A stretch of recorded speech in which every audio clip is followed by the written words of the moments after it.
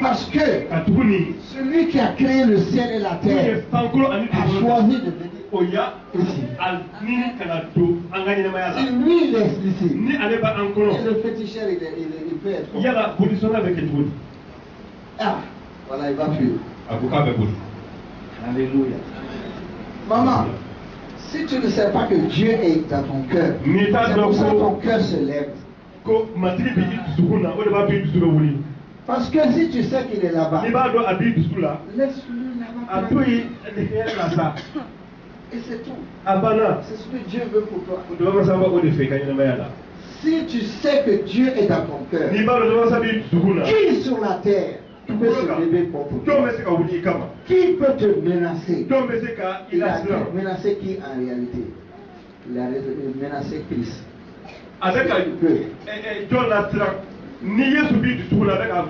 Dis-moi, dans ma maison, et tu sais, je ne suis pas musclé. C'était avant que j'étais musclé. N'est-ce pas? Mais malgré les muscles que j'ai, est-ce que quelqu'un peut venir rentrer dans ma maison, frapper mon enfant et sortir? Alors, comment quelqu'un peut venir frapper l'enfant de Dieu et sortir?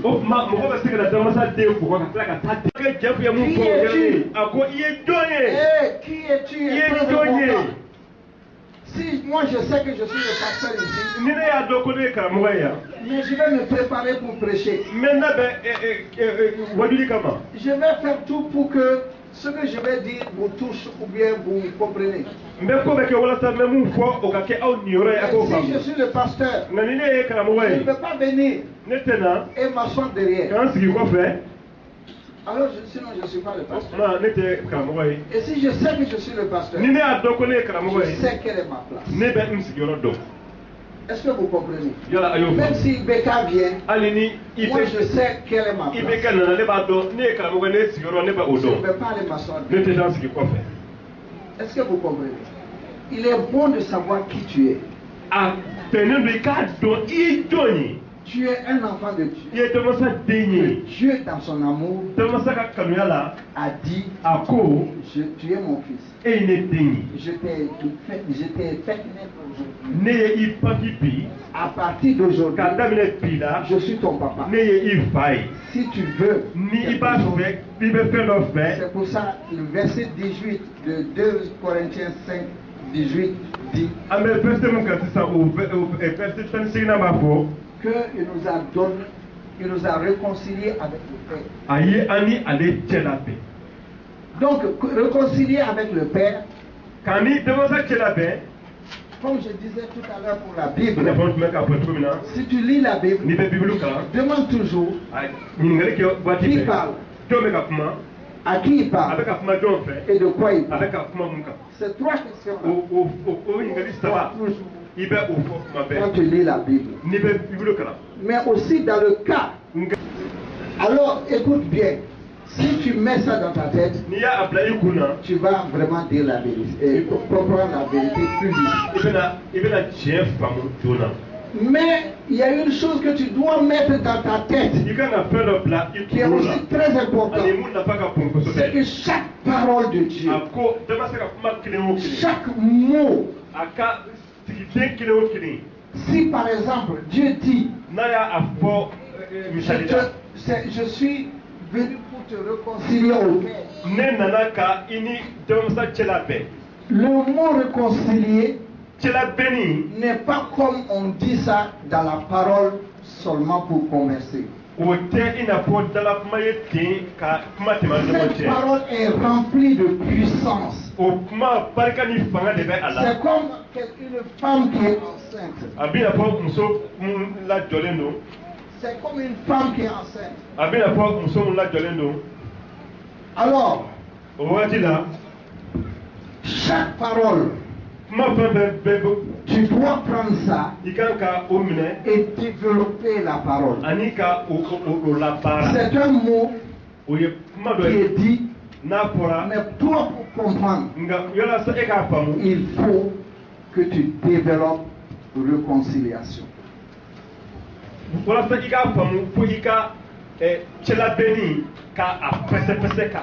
Alors quand tu développes réconciliation, tu vas voir qu'il y a le mot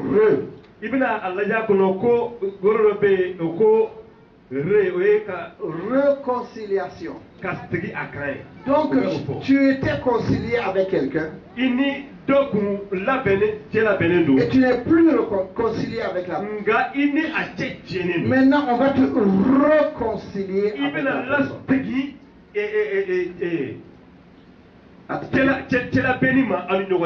Bon, concilier,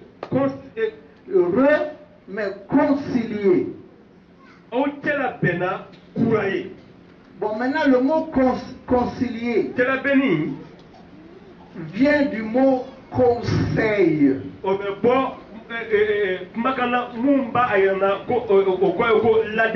et moi, on va se donner des conseils. Donc on va se parler intimement. Donc le mot réconcilier veut dire que Dieu et moi, nous allons recevoir une nouvelle relation. Une relation de père à fils. Une relation où le fils va venir se confier au père. Et le père va donner des conseils. Tu suis mes conseils. Dès que moi j'ai dit quelque chose, parce que je sais que tu vas suivre ce que j'ai dit. Hein? Ne suis pas ce que Dieu dit. Alléluia. Donc chaque mot que tu rencontres dans la Bible est un mot gonflé que tu peux prendre et répartir la parole pour mieux comprendre. Sinon, si tu vas dire réconcilier comme ça seulement, c'est qu'on était en bagarre. Ok, bon, donc telle personne a parlé entre nous. Okay, donc ça va maintenant. C'est fini. Ce n'est pas ça. C'est ici, ça veut dire que l'intimité est rétablie. La séparation que tu avais avec Dieu, non seulement est finie sur le plan physique, spirituel, matériel, c'est intime maintenant. Et tu peux discuter avec Dieu. Mon frère, ma soeur, c'est ça qui est la grâce. Une nouvelle restauration. Où tu vas être mieux qu'avant. J'ai dit une fois ici, j'ai dit que la grâce, l'explication de la grâce a été donnée par quelqu'un. Il a dit, si par exemple tu prends ta voiture et tu arrives au feu rouge et tu brûles le feu rouge, le policier va te siffler, n'est-ce pas? Et quand il va siffler, toi tu vas t'arrêter. Et quand tu vas t'arrêter, le policier vient,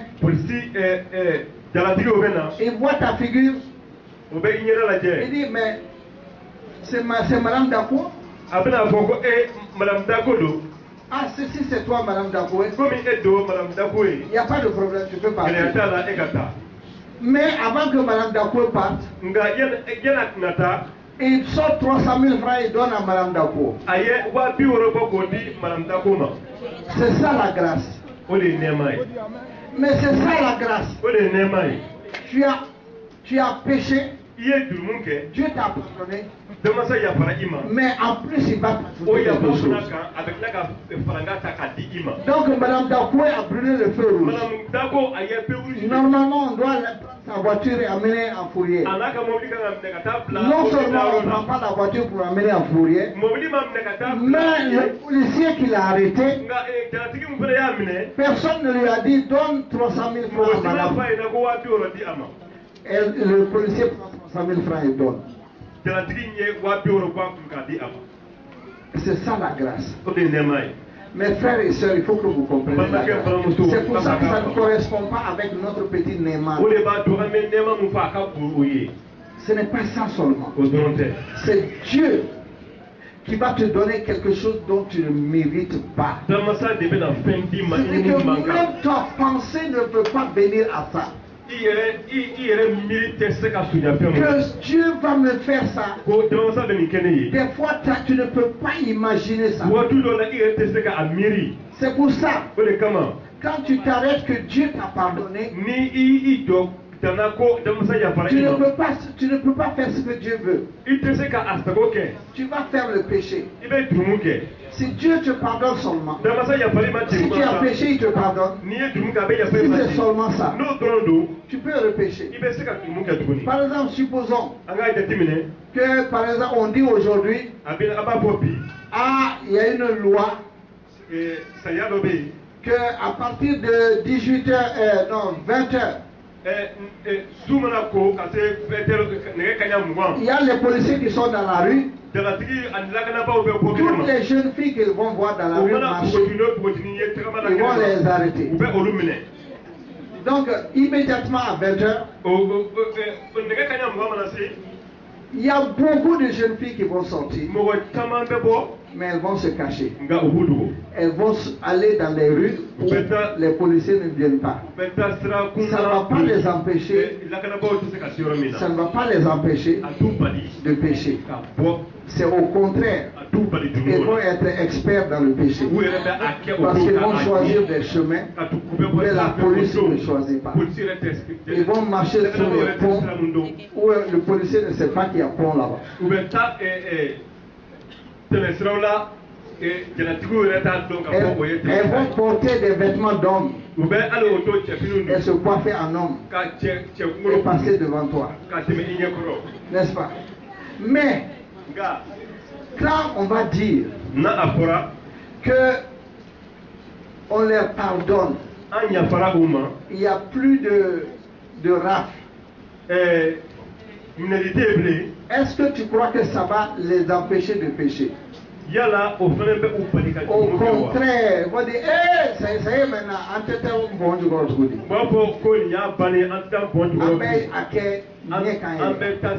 et ça va faire que le péché va augmenter. Donc c'est pour ça que Dieu ne s'est pas arrêté à te pardonner. Et Dieu sait que s'il te pardonne seulement, tu vas rentrer dans le péché. C'est pour ça quand on prêche la grâce, on te dit que Dieu t'a pardonné tous tes péchés. Beaucoup de gens rentrent vite dans le péché. Maintenant, qu'est-ce qui va faire sortir quelqu'un du péché et qui va faire qu'il ne va pas pécher? C'est qu'il va te dire, Dieu dit, on te pardonne tous tes péchés. Et maintenant, je viens te marier. Toi, tu sortais tout le temps, n'importe comment, et tu allais voir les garçons n'importe comment. Non seulement je te dis tu es pardonné, mais je décide que tu deviennes ma femme. Dieu décide que tu deviennes sa femme.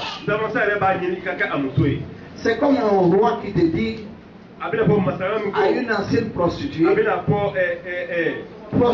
Non seulement je ne te pas dans la prostitution, mais je te marie. Est-ce que si le roi marie quelqu'un, est-ce que la personne va se contenter du petit pardon qu'on lui avait donné? Mon frère, ma soeur, aujourd'hui, je suis en train de te dire, il y a quelqu'un. Il y a quelqu'un, dis il y a quelqu'un. Il est en train de te lorgner. Il te lorgne. Et ce monsieur, c'est qui? C'est Jésus-Christ. Jésus-Christ est ton amant. Il est amoureux de toi. Il t'aime. Il est mort pour toi. À cause de toi, il est allé à la croix. À cause de toi, il a souffert. Jésus t'aime. Et Jésus est venu pour te marier. Dis Jésus est venu pour me marier. Même si tu es garçon, dis Jésus est venu pour me marier. Mon frère, ceci est tellement vrai que Jésus va venir et prendre ses, comment on dit ça, des belles jeunes épouses que tu vas être.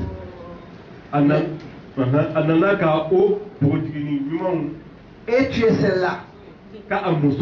Et tu es celle-là, cette épouse que Jésus vient chercher. Jésus va venir te chercher. Tu es son épouse. Est-ce que tu comprends? Est-ce que maintenant tu vas aller faire le péché alors que tu as un fiancé aussi magnifique, aussi extraordinaire que celui-ci? Qui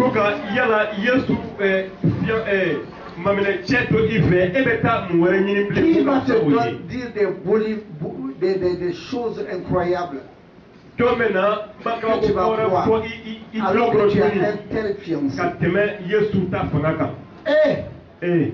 Quand je vois des gens d'aller dans le péché, j'ai dit ils n'ont pas compris que Jésus est leur mari. Que tu es homme, tu sois homme ou femme, Jésus est ton mari. Et Jésus va venir te chercher. On dit, Cheikh parlait tout à l'heure, que quand la trompette va sonner, qu'est-ce qui va se passer? Oui, c'est vrai mon frère, quand la trompette va sonner, tu vas voir Jésus. Tu vas voir Jésus. Et maintenant, si tu es en train de marcher avec moi, et on est en train de causer comme ça, immédiatement, moi je vais monter en haut. Et toi tu restes parce que... Oui, mais je parle pour moi.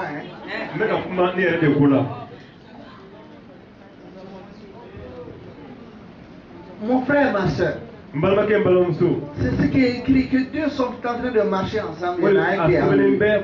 Deux sont couchés ensemble. Il y en a un qui est parti.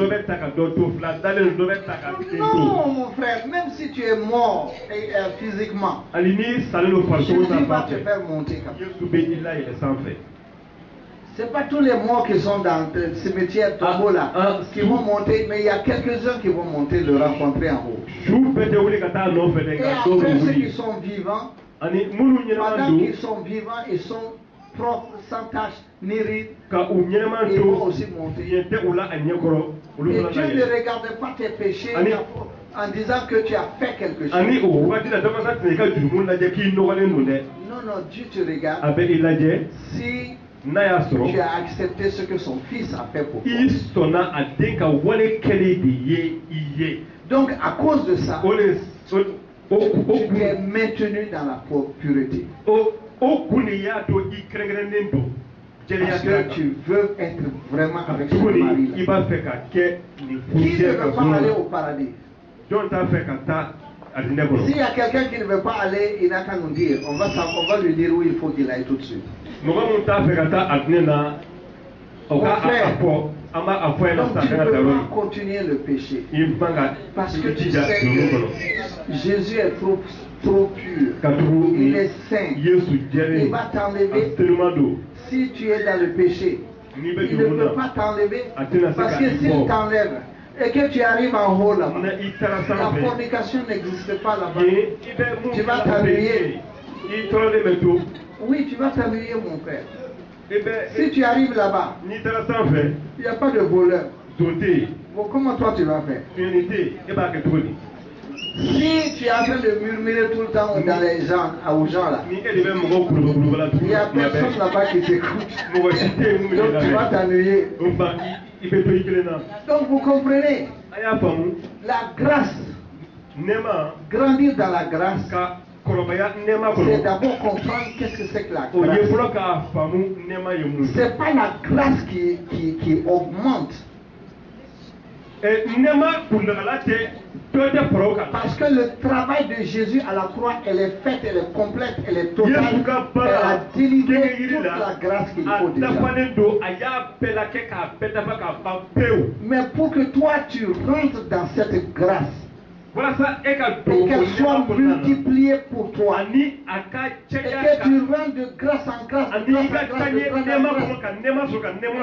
et que quand tu tournes là c'est la grâce, et tu tournes là c'est la grâce. Mon frère, il faut que tu aies une attitude, il faut que tu aies un standing, il faut que tu saches te tenir, et c'est ça. Vous croyez, je vais vous dire une chose. Un voleur qui s'en va prendre la banque et qui va voler 10 millions de francs CFA aujourd'hui. Est-ce que vous savez que ce n'est pas la banque qui va souffrir? La banque ne va pas couler parce que la banque a déjà pris les dispositions. Il y a les assurances.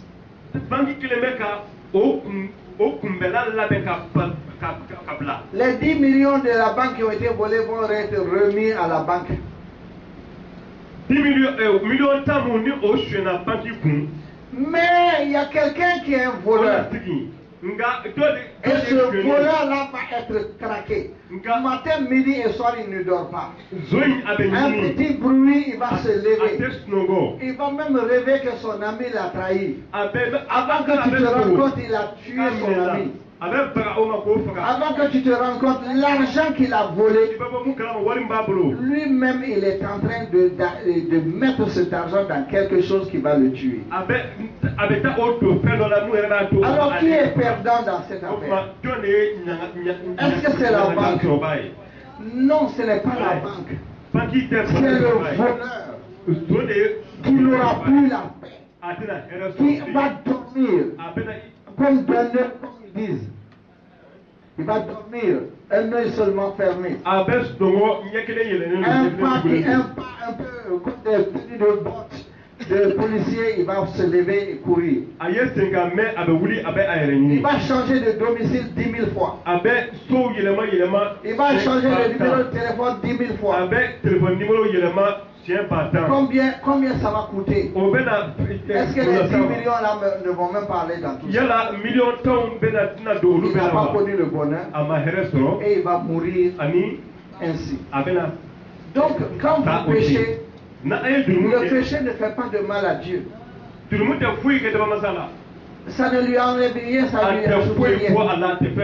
Mais la personne qui est malheureuse, c'est toi. C'est pour ça qu'il vaut mieux être droit. Vous ne savez pas que quand tu as volé, il y a une manière que cet argent va sortir. Il y a une manière que l'argent que tu as volé va sortir. Peut-être c'est pas ta maladie. C'est par un cancer. Une maladie qu'on n'a jamais pensé que quelqu'un peut avoir. Parce que tu es un voleur, tu as ouvert la porte au diable pour t'attaquer. Et lui, il est méchant. C'est pour ça qu'il vaut mieux te préparer pour ton épouse, pour ton époux. Jésus-Christ. Amen. Ce soir, mon but c'était encore de camper la grâce. Que vous comprenez ça. Parce que nous sommes dans l'année 14 ans. Cette année de 14 ans là, tout commence à nouveau. Il n'y a plus de petits pardons à droite à gauche. À 14 ans, tu n'es plus un enfant. Donc on va être très rigoureux. Parce que nous savons qu'en servant notre Dieu, nous allons grandir dans la grâce. Parce que Dieu a deux choses. Dieu non seulement a la grâce, mais il a les promesses. Et il a les rémunérations. Dieu a les rémunérations. Dieu fait des promesses. Que quand tu fais ça, moi je fais ça. Et Dieu est gracieux. Nous voulons rentrer dans tout ça et prendre la grâce. Et donc nous ne pouvons plus permettre que quelqu'un nous retarde. On ne va pas permettre ça. Je ne sais pas si vous comprenez. Que ce soit à Bamako, que ce soit à Kony, que ce soit à Zantigela, que ce soit à Ouelesebou, nous ne voulons plus permettre ça. Ni avec les pasteurs eux-mêmes, ni avec les membres. Parce que il y a une course qui est devant moi. Il faut que nous gagnions cette course. C'est ce que Paul a dit. Qu'il ne regarde pas en arrière. Parce qu'il y a une course devant lui. Il ne veut pas s'embuffler des vêtements lourds, des machins. Il veut courir la bonne course de la foi. Gagnons Jésus. Marchons avec Jésus, mourons avec Jésus, faisons ce que Jésus nous a demandé. Ses promesses, c'est lui-même. Donc demandons ses promesses. Ses rémunérations, c'est lui-même. Demandons ses rémunérations. Il a un salaire pour quelque chose. Faisons le travail qu'il nous a demandé pour lequel il va nous payer. Notre Dieu est multidimensionnel. Il dit que c'est pour faire connaître l'infinie grandeur de sa puissance. Non, la variété de sa sagesse. La variété infinie de sa sagesse. Faire connaître ça aux principalités et aux autorités. Et c'est dans ça qu'on va rentrer. Et ce soir-là, c'est juste l'entrée en matière. Demain, nous allons rentrer dans vraiment quelque chose que je vous prie. Faites tout pour être là, pour entendre et comprendre. Il y a une chose sur laquelle Dieu ne s'amuse pas. Il est venu pour ça lui-même. C'est pour te sauver. Et il veut que les âmes soient sauvées. Il veut que les âmes soient sauvées. Il faut que nous rentrons dans une course une compétition entre nous pour que les âmes soient sauvées.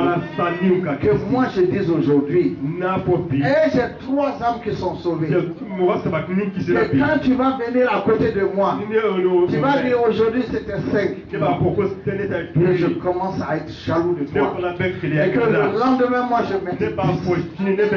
Et que quand tu viens, tu me dis j'ai 5. J'ai dit oh, sinon là moi j'ai dépassé depuis longtemps. J'ai 10 âmes. Et que à la fin du mois, toi et moi, nous puissions compter une 50aine de personnes qui sont nées de nouveau, qui sont attachées au Seigneur. Et c'est cette course qui est devant toi. Et c'est cette course qui est devant moi. Il n'y a pas de pasteur dans ça. Il n'y a pas de disciples dans ça. Il y a une chose qu'il faut faire. Mettre dans sa tête qu'il faut que les âmes soient gagnées. Si les âmes doivent être gagnées, il faut que une grâce abondance soit sur toi. Et que tu aies un bon témoignage. Et que tu sois puissant. Et que la puissance de Dieu soit en toi. Quand tu diras au malade, lève-toi et marche, que ce ne soit pas 2 fois que tu le dises. Et que la personne se lève et marche. Et quand tu dis, jambe soit guérie, si la jambe n'est pas là, que la jambe pousse. Et quand tu vas dire, va dans ta maison, dans ta valise, il y a 100 000 francs que Dieu a déposé là-bas. Et que la personne aille, il ouvre sa valise et il trouve les 100 000 francs. Il n'a pas déposé, il n'a pas dit à quelqu'un de déposer, mais Dieu par ses anges ont déposé. Il faut que nous rentrons dans une course où nous disons l'ange là est beau, hein? L'ange là, que tu vois l'ange, et que tu vois l'ange, il est assis là, il est derrière toi, ils sont en train de causer, tu tends l'oreille, qu'est-ce que ces anges là sont en train de dire? Il faut que cette année, tu rentres dans le supernaturel. Parce que tu es supernaturel toi-même. Alors quand tu vas dire, je proclame,